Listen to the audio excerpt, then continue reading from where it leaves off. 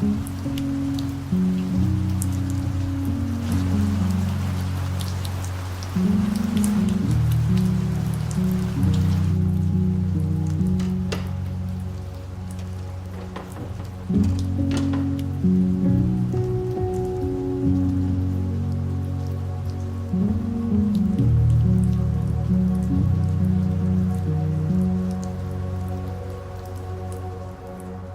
Brian, this is my wife Trish. We've been at Grace for 4 years now. We got, of all things, invited to Grace 4 years ago by our neighbors. We have 2 kids, Scott and Abby. Scott's 15, Abby's 13. I'm Gordon Hendrickson. This is my wife, Sarah Hendrickson. We've been attending Grace for about 15 years. We have 4 daughters. Corinne is 14, Betsy is 12, Lucy is 10, and Hope is 8. We've been involved at Bliss ABF for the whole time we've been at Grace and have made many friends there and really enjoyed our time. During the pandemic in July 2020, we moved to this neighborhood. We just decided to dive in with our neighbors, and I actually met Brian first when we were touring the house. We found out that he has the same job as you, and our kids were the same ages. When someone moves, it's always kind of been like a thing, like who's moving in next. I can still remember the day I met Sarah and her 4 kids and Gordon, and they seemed like an awesome family, but man, they were busy. The first year we were here, we've always wanted to do like a big block party, and Sarah had this like awesome idea that they brought from their other neighborhood to do with their 4th of July party. That's what really kind of got us going as friends. When we got to know them, like we quickly brought up, it's like, oh, we like to go to Grace. You'll probably see us with various people coming and going around here. They're people we know from church. And in bringing that up, they seemed interested right away. Yeah. Like just the fact that we brought up we go to church and that we're involved in a larger community seemed to pique their interest right away. Our daughters became friends, and they started taking our daughter to church with them. Our son had already been asking questions about God and what we knew about him. Unfortunately, although we may have believed in God, we didn't know his word, we didn't know the Bible, and we didn't have any answers for him. As they started going to a Christian school, we kind of decided that we need more God in our life. When they were looking to send their children to a private school, they were talking to us, and it's like, okay, Lord, here's an opportunity. You know, if you would be interested, you know, we could set you up with one of our pastors at Grace. We'd love to have you come with us on a Sunday. And they were interested. First invite, it came, and I think it was right before Easter. I was like, I'm not going to church on like the biggest day of the year for my first time. I'm not going to a Christian church. If we go, I don't want to like mess it up for you guys, Sarah and Gordon, but could we sit with you guys? And they're like, of course. It was an overwhelming experience where we were walking onto this huge campus with all of these people, and we didn't know what to expect.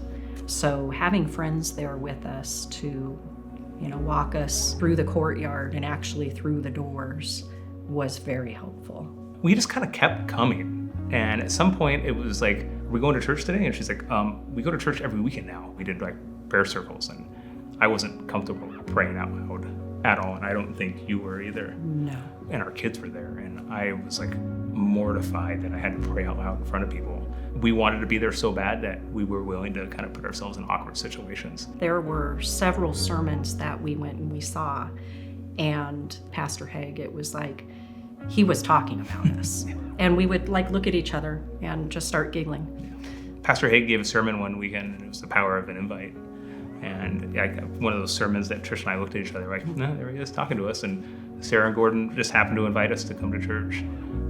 And it literally changed our lives. After the first Sunday they came with us, I was like, we gotta go talk to them. We gotta go debrief this with them and make sure they understand. We went over to her house and I said, hey, so what did you guys think?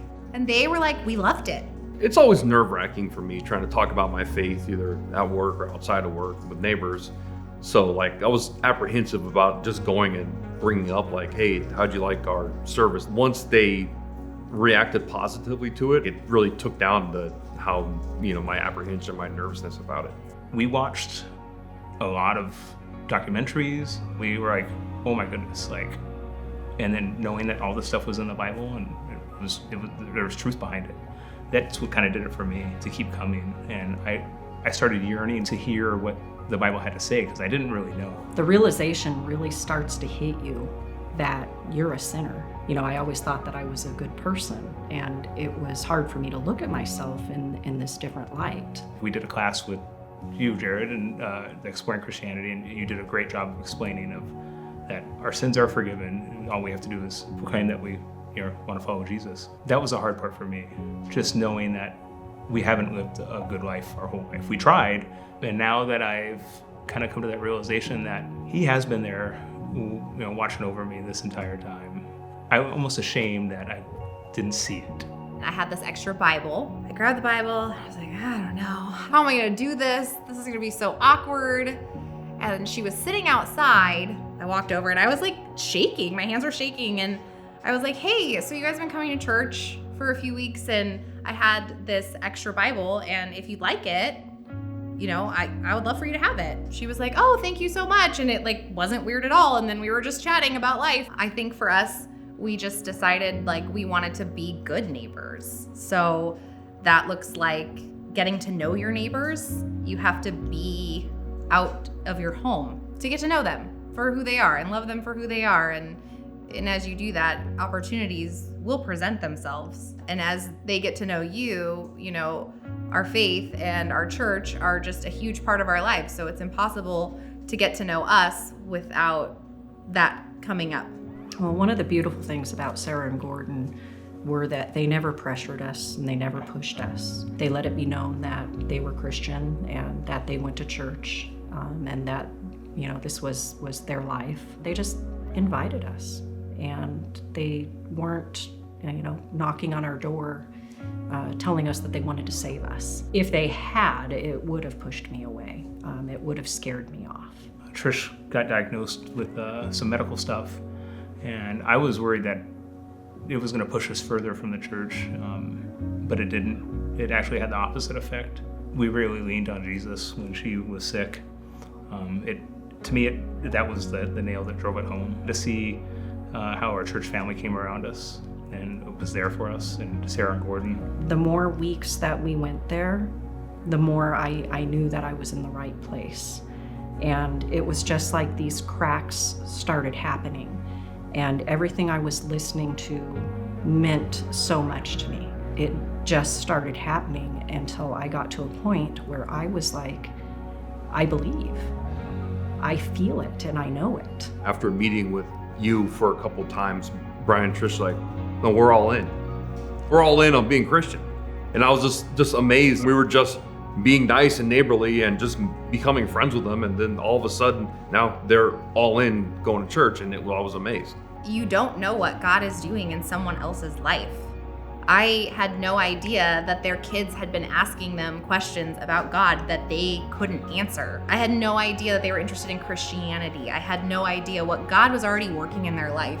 What's neat about our church is that we have so many opportunities to invite people in a low pressure environment. Fall festival, summer adventure for kids, the summers on the patio, and they can come and see a community. People really are longing for a community like we have at Grace. I got plugged in with LAFO and youth groups. We both serve on that team now. I've been able to work with my wife to be able to kind of get it done. We get to serve together. And like I said, the power of an invite, just inviting your neighbors to something at Grace, that's kind of what helped us along, being able to get plugged in that way. And the power of the invite is the key. And it's just a small thing, a small step. I often feel like I'm not a great theologian. And if God can use me, God can use anybody. It really wasn't anything we did. It just was God was at work. It's worth being a good neighbor just for the sake of being a good neighbor. Even if you're not going to see gospel fruits right away, being open to seeing where the Spirit leads you when it comes to your neighbors. I feel like it's truly what neighbors should be doing for each other.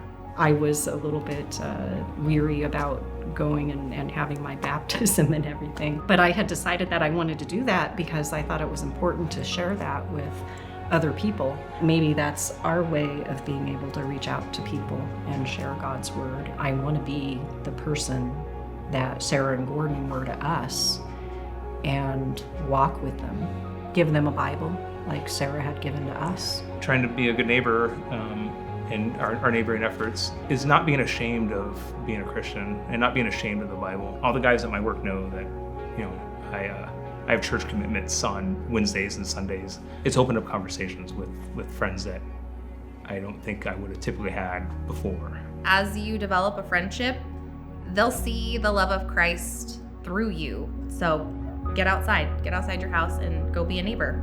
It's the power of the invite.